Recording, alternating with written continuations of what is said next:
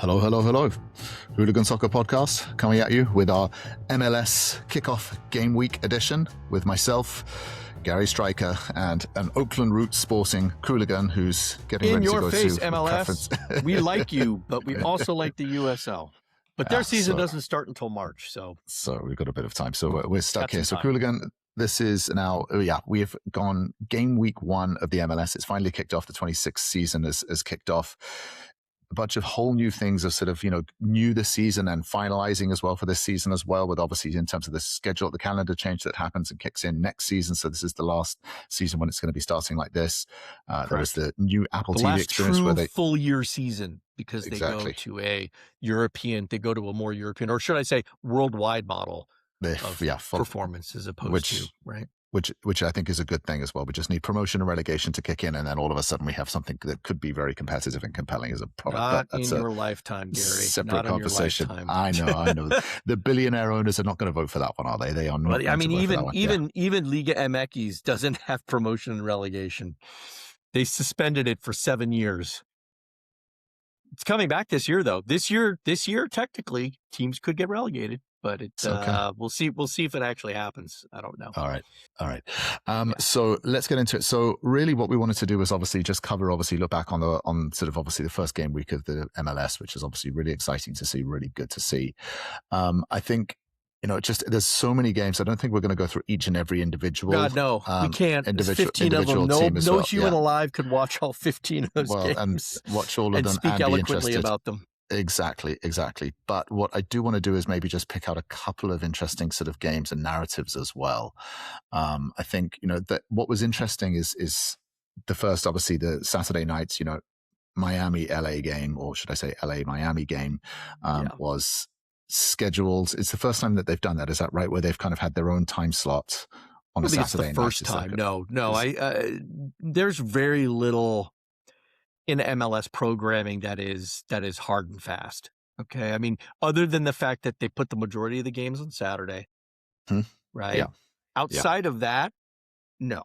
They are, and in fact, they have to be very flexible because some of these teams don't have their own stadiums, and therefore it's really tough to like Vancouver, for example. Vancouver's ability to play at home is really, really hard. And so, right, because they share a stadium and they don't get great looks at everything, especially because that same stadium is hosting World Cup games. So, yeah, it's tough for some of these clubs.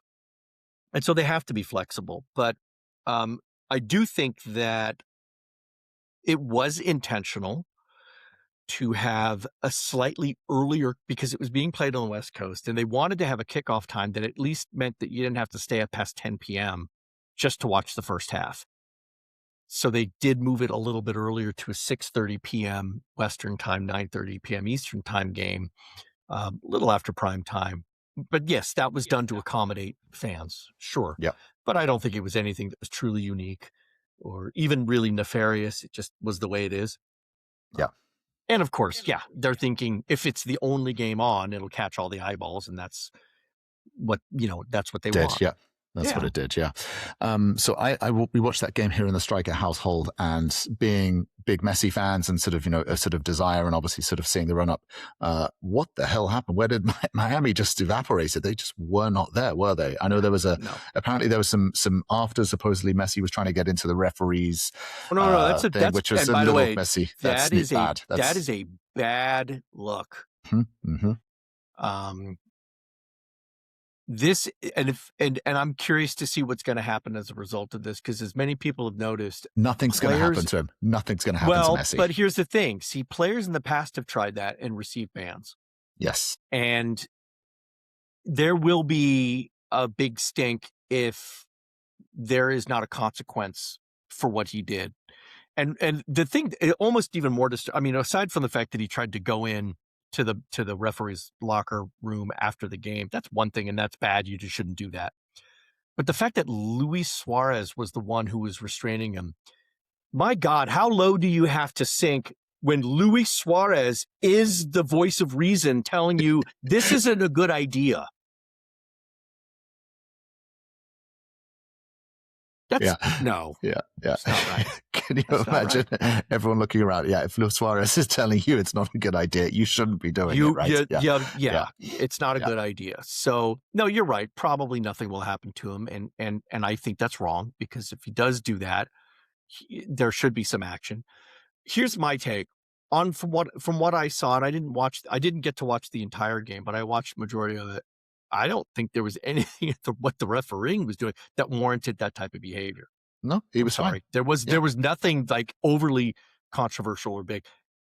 But my God, LAFC just owned them, pure and simple. And it started right away. I mean, Bouanga had that chance, right? In the 5th minute. That could have done it right there, right? He made the pass in, and sorry, you played bad. You lost the game. Yeah. Grow up, put your big boy you pants on and got accept it. beaten. Yeah. You got beat. Yeah. Yeah.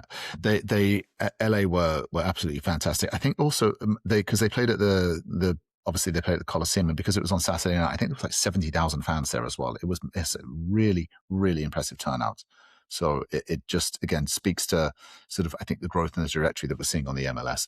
The one thing I will just say on the Messi thing is I was watching some sort of clips on X and highlights and showing how Messi doesn't get called for fouls, but he gets a lot of fouls called on him when he gets tackled, and the referees are quite sort of enthusiastic to blow up and sort of call fouls against him, but he gets away with a lot.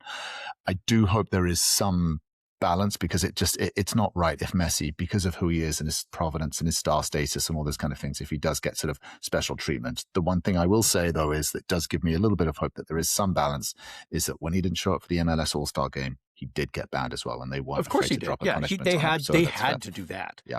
Because they had already done that to Zlatan.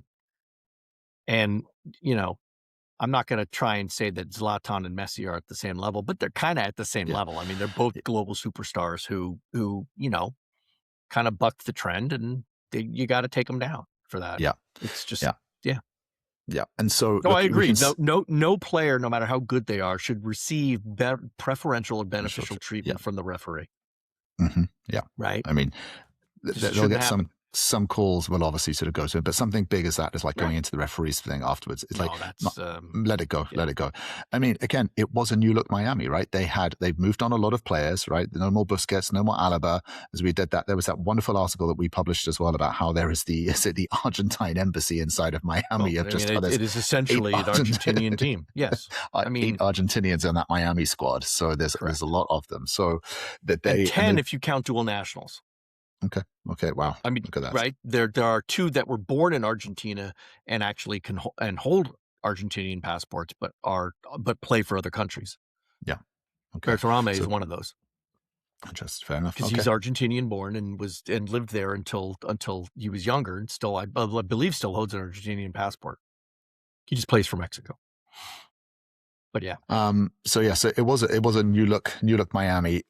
Is we don't have to sort of spend all the time on Miami, but the question is look, it's one game. It's against the strongest competition as well, probably. Exactly right. Yeah. Let's see how they roll into it. Yeah. Don't read too much into it as well. But and again, if you're Messi, you're probably thinking about the World Cup in a couple of months as well, and just using this period just to sort of get fit and sort of, just get into the best sort of possible shape you can and not pick up any injuries. Speaking of, for me, the other game that I was sort of really interested in and sort of watched the highlights, obviously, with quite a bit of enthusiasm, was this Orlando-New York match.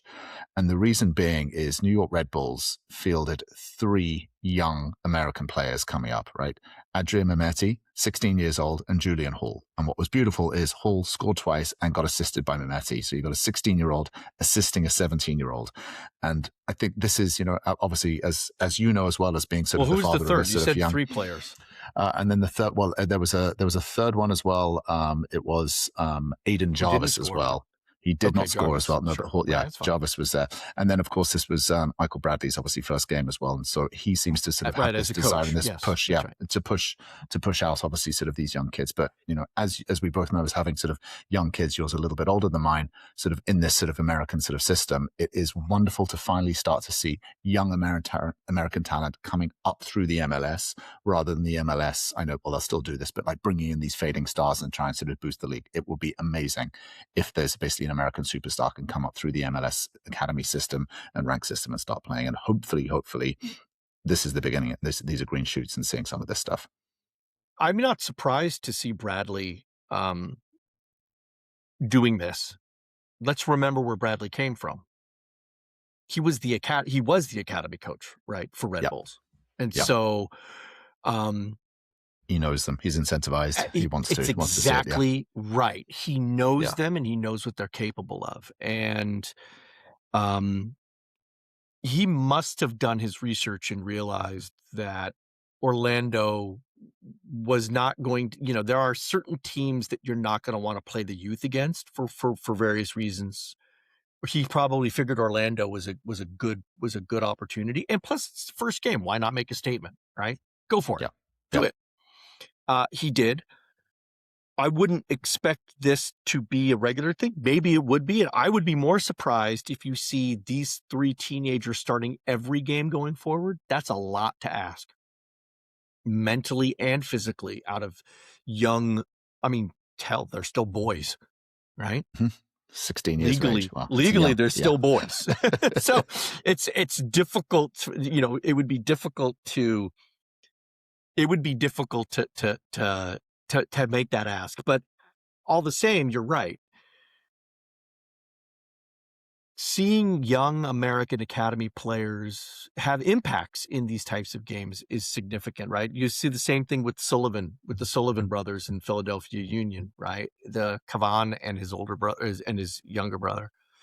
The older one gets more starts. The younger one has been eased in. And so, sure, more of this, please, for the MLS. But that said, there are also a number of coaches that, while they respect the academy and they follow the progress, they're not going to lean on academy kids. Yeah, because their job's on the line, right? Do anything. Yeah, their job's on the line. If they don't get any good results in sort of 12, 18 months, they're gone. And, hey, I was trying to develop the youth for you as well, but expensive, obviously, sort of dropping down. I think of Bruce Arena for the San Jose Earthquakes is a good example of that type of coach. He likes academy players.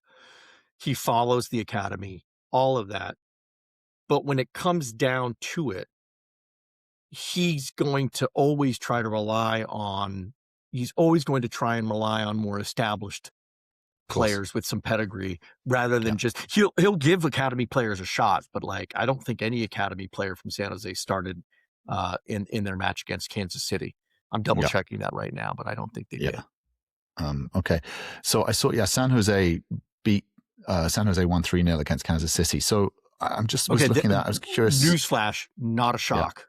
Yeah, okay. I know. Kansas City is the leading candidate for the Wooden Spoon this year. Yeah. Oh, absolutely. So my question though is, but they signed Timo Werner, and he wasn't even feature. So do you know any insight there as well, Qooligan? What happened there? I was expecting to see Timo Werner. Did he not play?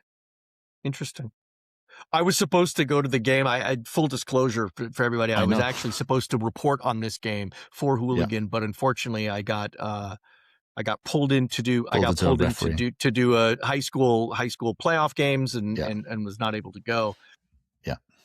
I can actually think why.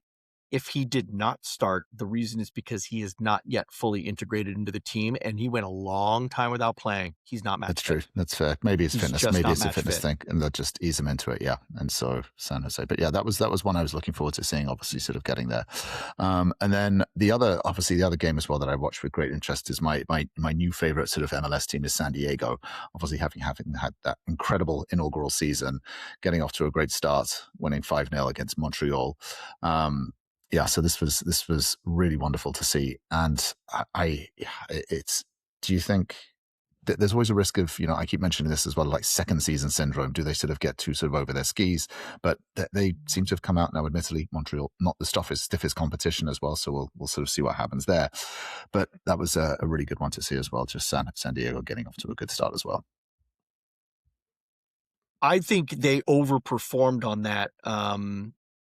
When you study when you look at the statistics on that game, San Diego should have never scored 5 goals. So something weird happened in that one, right? And curiously, the XG on San Diego on that one, I think, was in the 2s somewhere.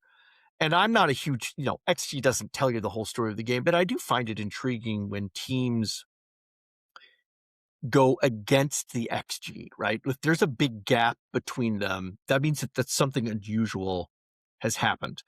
And so in the case for San Diego, their XG was only 1.87 and they scored 5 goals. So this means Montreal is really, really bad, and they might be. I mean, really, they weren't great last year. They completely and utterly imploded.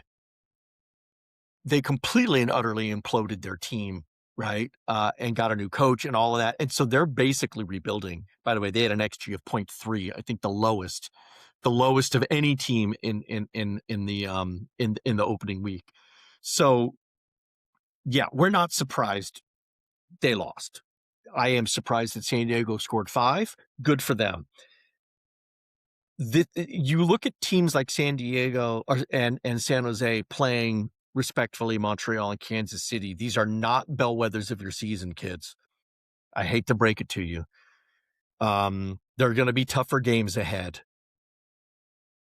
But yeah, that's just the way that goes. But I think it's good that you called that out. And you're right. Preston Judd started up front for San Jose and not Timo Werner. And the only reason that I can think of, again, because I was not able to go and ask the question directly, has to do with match fitness. Yeah. Because he sat around for a long time. He didn't get any time with Leipzig for a while. The lag between his announcement by Fabrizio Romano and the actual formal club announcement, which only came 2.5 weeks ago, means that he wasn't there training with the team during that time. There was negotiations probably going on about salary, et cetera, et cetera. Yeah. So he didn't have a lot of time to come in and integrate. And so, yeah, no, they didn't want to field an unfit player in the opening game and have him underperform in front of a very raucous home crowd. And then have a hamstring pull or something like that, and then he's off to a bad start. So that makes sense. Yeah, just ease into it. Yeah, that makes complete sense. No, the funny thing about one trend that you have not mentioned, but it's trend one, is every home team won or drew except one. New York, right? Yeah. No, Orlando City. Sorry. Orlando City lost to New York Red Bulls. That was I find that a very fascinating statistic. And again, it's not indicative of what's going to happen through the rest of the year, but that is a really lopsided scoreline, right? Like, does the home really matter that much? Maybe this year it might play a bit more. And certainly with the opening night crowds who are really fired up, who are really excited, sure, that's going to give you an energy that you're not going to get in match week 18. In the height of summer, where maybe in some of these places it's like 90 plus degrees, 100 degrees, and humid. Sure, I think there's something to be said for that. I think what is exciting about this season as well, which is unique, is that it is a World Cup year in this country as well. So the fans on one hand are going to be up for it and get excited. As you can see, it's already started. Like, we've even had this in our conversations as well. World Cup suddenly has started to become more of a sort of term that we've used. But the other, again, from a player's perspective, this is the time now, particularly if you're in the MLS, and if you want to go and get picked by your representative country, this is the time where you need to perform and be on it as well. So we're going to see some really high caliber games and sort of getting through this. So it will be see. Now, the only other one that jumped out at me is, I was also tracking this on Sunday, is Galaxy hosting New York City. And Galaxy NYCFC. They did draw. I just wanted to ask you, because I know you're a little bit more across it than I am, but the transfers that have gone on this off season, it feels to me, from what I'm seeing, as a still sort of growing into the MLS league and understanding it as much as I possibly can, it feels like there was a lot more money spent this transfer sort of this off season than has ever been spent before. We're seeing sort of but not by Galaxy. No, not by Galaxy. Sorry, this is more. I'm just letting you know right now. Galaxy was not one of those that spent. Galaxy won't spend any money. Sorry, but there was. In fact, it did feel like team. If you really want to know a funny statistic, this team actually, that game of LA Galaxy versus NYCFC featured the two teams that did the least amount of transfers. Yeah. Yeah. Tied with the Austin and New England Revolution. And that is both inbound and outbound, right? So they only had 11 total moves. They got rid of 5. They brought in 6 on both sides, and none of their spend was greater than $3 million. Yeah. So but, as far as it goes, they didn't spend a lot of money and they didn't make a lot of moves. Yeah. And so do you think then, just considering the absolute disaster of a season LA had last season, it feels like then, because they haven't had a big shake-up and a big change around, it's not like there's a whole revamped LA Galaxy. It sounds like they're just going to go again, but just, with a few more players, that they're just a few sort of minor changes on the roster, as opposed to sort of bringing in a big superstar and coming along. And it does feel like LA Galaxy has been eclipsed by LAFC as being the smallest team in LA, in that LA metropolitan area. Absolutely. And remember that Galaxy spent all of their GAM before this season started last year. So while they got a new infusion of GAM this year, they only really spent it on 2 big figures, right? Defender Jakob Glesnes, right? They pulled him from Philadelphia Union. The guy's a beast, right? He's a great signing for them, right? So they spent money on him. And then the second one was João Klaus from St. Louis, who was the leading scorer for St. Louis City. Now, you can say, you might laugh at that one or think that that's a joke. It's not. Because Klaus was a player who scored with almost no support, right? He did not have a support network. He's a true number 9, he sits up at the top, and he bangs them in, and he's really, really good at it. And he's one of the few bald players in the league. Let's all go for the bald men, all right? Up the bald men. So he's in his 30s. They brought him in. I think that was a brilliant move. Because with the support team that they have around him, because here's the thing. Yes, LA Galaxy had a total disaster of a start, but they did not have a disastrous second half. They did pick up a little bit, yeah. No, because they didn't win the wooden spoon. That unto itself was the most surprising event of 2025, was the fact that LA Galaxy, after not winning for 18 games, didn't win the wooden spoon. They weren't the worst team in the league. And remember, in Leagues Cup, they made it into the semifinals. So they're playing in the CONCACAF Champions Cup. They did. They got in for So it, no, they didn't have a disastrous season. Okay. They had a disastrous first half of the season. So I think this is a very concerted effort to say, hey, yeah, that sucked. Okay. It really did. But let's put some faith in our team. Get in a few hand-selected folks, right? And then they've got they did a really smart loan for this guy, Matias Nascimento from Botafogo, right? So he's on a loan. They're going to see how he goes, maybe spend some more money on him. So I think it was a shrewd move by them. Now, has it paid off? Not yet. They had a not so good result. Last week, they drew a Panamanian side inside the CONCACAF Champions Cup. So they got to play that reverse fixture, right, this week. Wednesday, yeah. They're playing on Wednesday. It's going to be tough for them. And now they drew this one. So it's not been a great start. But at the same time, compared to where they were last year, it's certainly not as bad. So the jury's still out. But you're right. LAFC has become the premier club of Southern California. Well, excuse me, no, not Southern California. Because San Diego's giving them a run for the money. Yeah, San Diego LA is now an LAFC town in the sense that that's the club that's getting all the press. That's the club where all the stars are going to be going to, right? So yeah, it's an interesting play though. It's an interesting play, but I do think LA Galaxy are going to be they're going to be stronger than people suspect this year. Now NYCFC, I don't know. They didn't make a lot of moves. They're kind of I think they're really sort of a mid-level side, and I think they're going to stay a mid-level side. They just really didn't make any moves at all. The only exception to that was a defender named Kai Trewin, who's an Australian kid. And even that is less of a trade because he played for Melbourne City, which is part of the the multi-club City Soccer Group. Etihad Group. Part of the multi-club. So it's a part of that. So that's one of those like shifts and moves, things like that. It's a one for the books, yeah.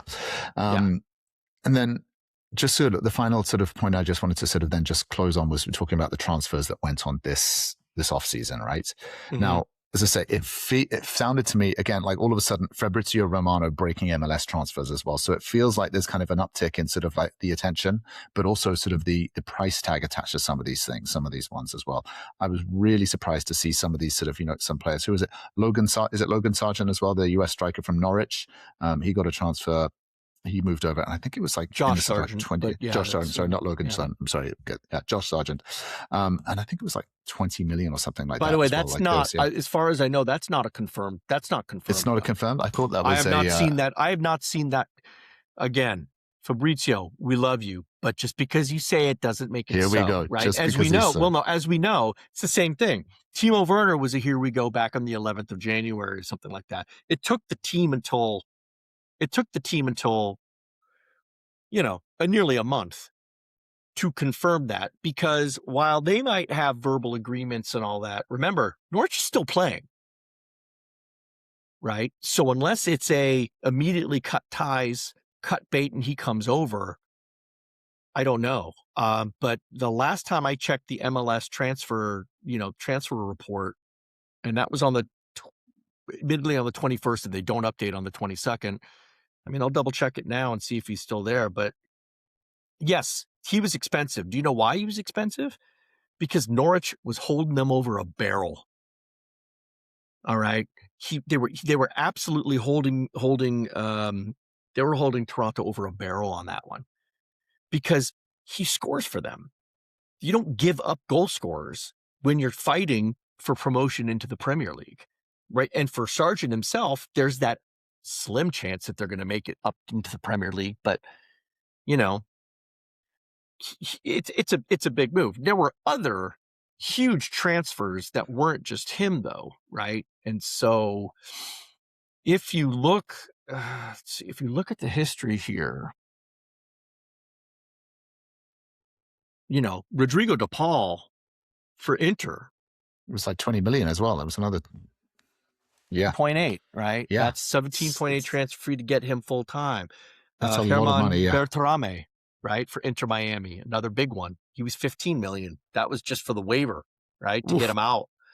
Then Vancouver made a huge move for a guy named Sheikh Sabali from Mets. They paid almost 12 million for him. So yeah, there's big money that's going in to these things. And then Austin, Facundo Torres, right, from Palmeiras, nearly 10 mil. And so, you know, yeah. And then there's at least a handful of players that are sitting in the 5 to 8 million range. So no, there's money, investment going in. There is money that's being spent on these, and not all of these players. Here's the key thing: not all of these players are old.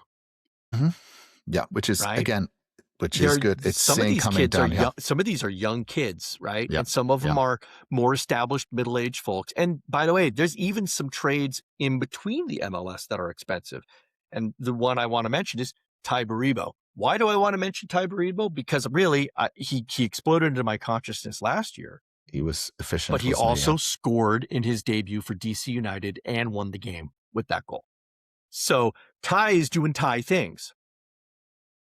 You think that DC's upset they paid $4 million for him? I don't think so. He scored a goal, right? And remember, they got rid of Christian Benteke, who was pulling in, nearly $10 million in salary. And his salary was suffocating them as well, right? Yeah, absolutely. Well, his salary was chewing up. DC United has more money than they'd like to admit. They like to plead poverty, but they're not really all that poor. Like, okay, let's be honest. But he was really eating up a chunk of his salary and underperformed. He did really well at the beginning. He came out strong, and then he just tapered off, became irrelevant. So making a move for Ty Baribo, very smart, right? Yeah. Very smart. And so then can I ask, and then just putting that into context, those big numbers, those 10, 15, 20 sort of range, then there's the general allocation, the GAM money. All of a sudden, like when it gets published as well, it's like in some cases it's like high $100,000s of dollars. I think LA's was zero, but I think there are some teams that are sort of in the low single millions. So it doesn't even touch the size, or does it even matter now? Because there's just this outside investment, or the owners are sort of putting their own money into it and getting around it. So yeah, and I mean, outside of the spend for players coming in, let's also not forget that there were 21 players that were sold by MLS clubs for over $1 million, right? With exceeding 56 million of money coming in. That's, that's not bad, right? It is still a league that operates on a negative. They're paying more for the talent than they're getting for the talent that they develop. Okay, that's not surprising. All right. There's a lot of leagues that operate like that. The Saudi league in particular, right? That's one. But countries that are developing the sport will always have that scenario going on. This is not an occasion of for example, the Belgian league is the opposite. They export far more players than they actually import into the Belgian league, right? That's fine. That's part of what they do. That's the model. Yeah, that's the replacing right? model. That's the model. But no, it's still there were just as many players that were sold in MLS for over $1 million as there were that were sold for under $1 million. The next thing for them to do is to start selling players in for those high 100,000s, a lot more of those. They do that. That's when you begin to see. That's when you're going to begin to see the velocity of money velocity flowing, coming in. And I will also state that out of those that were under $1 million, the vast majority, I'd say 90%, were inter-team trades. So in other words, this is GAM money being exchanged among MLS clubs, which is also a good sign that you have teams that are trading players within the system going, okay, this is good, right? And we'll take that guy, you take that guy, and everything else. Why not? Yeah. Well, it's new season. Yeah, more money coming into the game. Obviously, more exposure, more fans. It's all moving up and to the right. That is for sure. It's going to be an exciting season. The big trend, I'm going to hear it say first, the West Coast will be stronger than the East Coast this year. The Western Conference will be stronger than the Eastern Conference, at least based on this first game's analysis. The West Coast teams look a little bit stronger. Of course, it's a long season. We'll see what happens, but yeah. Well, Qooligan, that brings us up on time. As always, right. Thank you very much. We'll get back to it. We'll be back next week. Thank you. Indeed. Peace.